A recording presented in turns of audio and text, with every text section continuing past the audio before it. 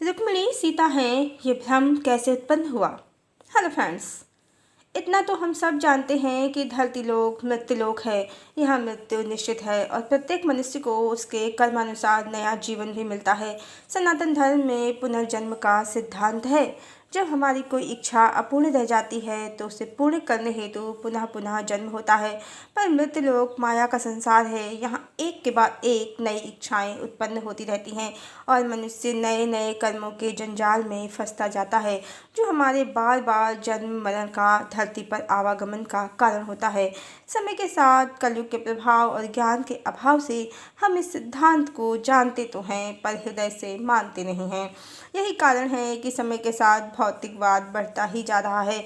मनुष्य एक ही जन्म में बहुत से सुख भोगने की इच्छा के कारण पापाचार और दुराचार भी करने लगते हैं, क्योंकि वो जन्म मरण के सिद्धांत को भूल गए हैं, कर्म के सिद्धांत को भूल गए हैं।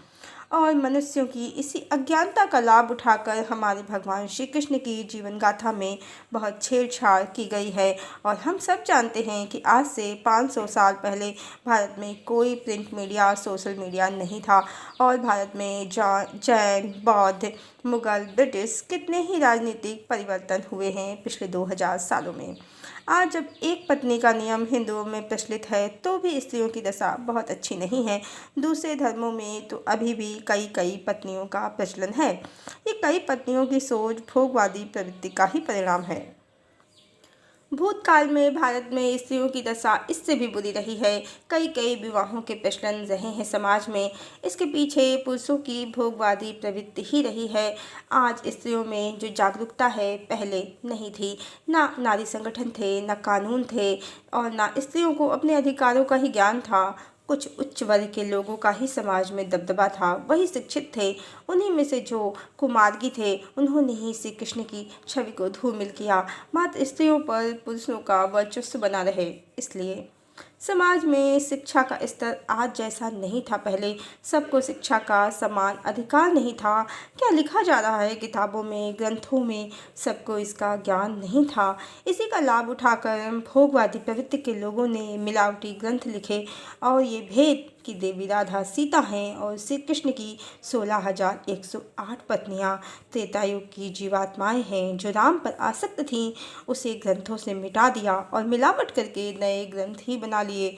और इन ग्रंथों के अनुसार रुक्मिणी सीता हैं और श्री कृष्ण की अन्य पत्नियां भूदेवी, श्रीदेवी, लीला देवी इत्यादि इत्यादि।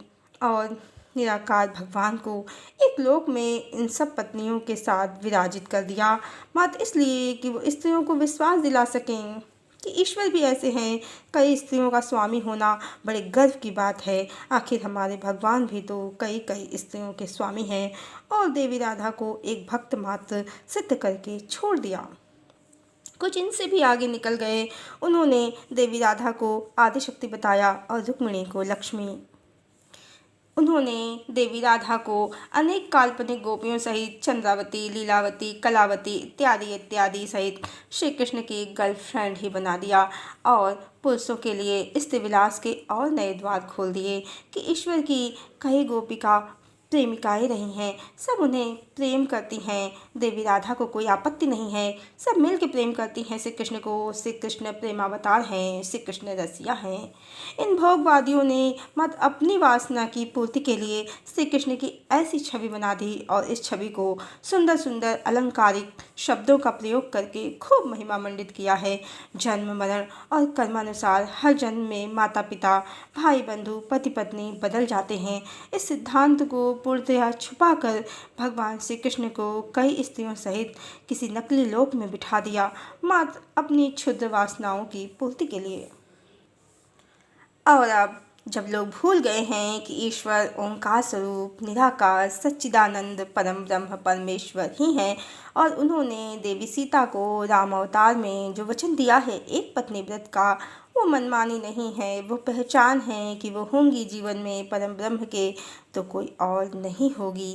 इसी कारण माता त्रेतायुग की राम पर आसक्त कन्याओं की इच्छा पूर्ति हेतु श्री कृष्ण ने अपनी प्रिया से, आदिशक्ति से, देवी राधा से विरह सहा और इन कन्याओं से विवाह किए। इसी जन्म मरण और इच्छा और कर्म के सिद्धांत को छुपाकर जो मिलावटी ग्रंथ लिखे गए हैं, उन्हीं के कारण देवी रुक्मिणी सीता बन गई हैं। और अब जो कन्याएं समाज में भाग जाती हैं अपने प्रेमी के साथ, वो उदाहरण देते हैं कि रुक्मिणी भी तो लक्ष्मी है, सीता है, भाग गई हैं श्री कृष्ण के साथ। और जो पुरुष कई विवाह करना चाहते हैं, वो उदाहरण देते हैं कि श्री कृष्ण ने भी तो कई विवाह किए हैं। पर ध्यान दें, हम सब जानते हैं कि रुक्मिणी ने जो पत्र लिखा है श्री कृष्ण को, वो पत्र एक राजपुत्री के द्वारा द्वारिकाधीश को लिखा गया है।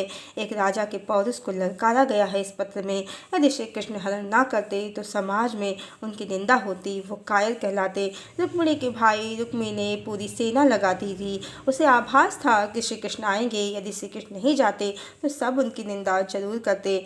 वैसे ये भी पूर्ण सत्य है कि कृष्ण रुक्मिणी को पत्र और हरण से पूर्व जानते भी नहीं थे। प्रेम तो बहुत दूर की बात है। राजा लोगों की कई पत्नियां होती थीं, पर स्त्री लोग भी कृष्ण का उदाहरण देने से पहले ये जरूर ध्यान दें, इतने विवाहों में श्री कृष्ण ने तो किसी स्त्री से विवाह या प्रेम का कोई आग्रह या निवेदन नहीं किया है। और राधा ही आदिशक्ति और लक्ष्मी हैं, देवी सीता की तरह। और श्री राम ने देवी सीता को जो एक पत्नी व्रत का वचन दिया है, वह मनमानी नहीं है भगवान राम की, बल्कि प्रमाण है कि जब देवी से, आदिशक्ति से भगवान का, परम ब्रह्म का विवाह होगा तो कोई और स्त्री उनके जीवन में नहीं आएगी। इसी कारण देवी राधा से, आदिशक्ति से विवाह संभव नहीं हो पाया है। श्री कृष्ण का उनसे प्रेम होने के बाद भी जीवात्माओं की इच्छा पूर्ण करने हेतु ही मात्र जीवात्माओं की इच्छा पूर्ण करने हेतु ही उन्होंने 16,108 विवाह किए हैं। राधा कृष्ण के इस भेद को छुपाकर मिलावटी ग्रंथ बनाना भोगवादी प्रवृत्ति के पुरुषों के द्वारा रचा हुआ षड्यंत्र ही है, जिसमें आज समाज पूरी तरह से फंस चुका है। रही सही कसर भी सोशल मीडिया पर घूमती गोपियों और श्री कृष्ण की पत्नियों की झूठी और काल्पनिक प्रेम कहानियों के माध्यम से निकल गई है। और आजकल के पाखंडी बाबा भी इसमें बढ़ चढ़ कर सहयोग कर रहे हैं और टीवी सीरियल्स ने भी इसमें खूब सहयोग किया है। हम भारतीय लोगों को आध्यात्म, ब्रह्म, दर्शन, जीव ये सब पढ़ना बोरिंग लगता है और चटपटी कहानियों और काल्पनिक टीवी सीरियल्स में खूब मज़ा आता है। और इसी का लाभ उठाकर इन टीवी सीरियल्स वालों ने देवी रुक्मिणी को खूब महिमा मंडित किया है और सीता ही प्रतिष्ठित कर दिया है। और हम भी बचपन से देखते आ रहे हैं, जो वही सत्य समझने लगते हैं। विवेक बुद्धि का जरा भी इस्तेमाल नहीं करते। कहाँ देवी सीता पति की प्रतिष्ठा के लिए उनसे ही अलग हो जाती हैं, पिता की प्रतिष्ठा के लिए, पिता की दृष्टि में पति की प्रतिष्ठा के लिए पिता के घर भी नहीं जाती, वाल्मीकि ऋषि के आश्रम में साधारण ही जीवन जीती हैं। कहाँ रुक्मिणी कृष्ण को पाने के लिए माता पिता की प्रतिष्ठा को धूल में मिला देती हैं, युद्ध रक्तपात करवा देती हैं। युद्ध में कितने ही सैनिक मरे होंगे, कितनी स्त्रियों का सुहाग गया होगा। टीवी सीरियल्स को देखकर मान लेना कि रुक्मिणी सीता हैं और राधा कोई भक्त, और जिद पर अड़े रहना कि नहीं हमने तो सीरियल्स में देखा है कि रुक्मिणी ही सीता हैं तो वही सीता हैं, ये बिल्कुल वैसे ही है जैसे गैलीलियो ने जब बताया कि धरती गोल है, सूर्य की परिक्रमा करती है, तो उस समय की राजसत्ता ने उन्हें नज़रबंद ही कर दिया, क्योंकि वो मानते थे कि धरती चपटी है, स्थिर है और बाकी आकाशीय पिंड धरती के चारों ओर घूमते हैं। अब उस समय की राजसत्ता की तरह हमें ज्ञान ही नहीं है सत्य का, जन्म मरण के रहस्यों का, कर्म के सिद्धांत का, ब्रह्म और शक्ति का। इसका अर्थ ये नहीं है कि रुक्मिणी सीता हैं। सीता तो राधा ही हैं। श्री कृष्ण परम ब्रह्म हैं और राधा उनकी आदि शक्ति हैं। हरिओम।